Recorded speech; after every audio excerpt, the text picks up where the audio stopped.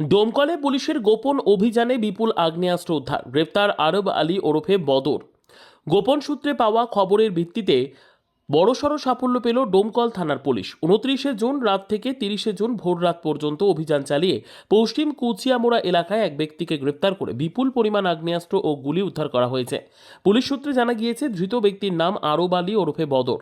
তার বিরুদ্ধে একটি নির্দিষ্ট মামলা রুজু করা হয়েছে। ধৃতের হেফাজত থেকে পুলিশ যে আগ্নেয়াস্ত্র ও গোলাবারুদ উদ্ধার করেছে তার মধ্যে রয়েছে একটি দীর্ঘ পাল্লার দেশীয় তৈরি .303 রাইফেল, দুটি দীর্ঘ পাল্লার দেশীয় তৈরি 12 বোরের আগ্নেয়াস্ত্র, একটি উন্নত মানের দেশীয় তৈরি 7mm পিস্তল ম্যাগাজিন সহ 4 রাউন্ড .303 গুলি, 20 রাউন্ড 12 বোরের গুলি, 4 রাউন্ড 7mm তাজা গুলি।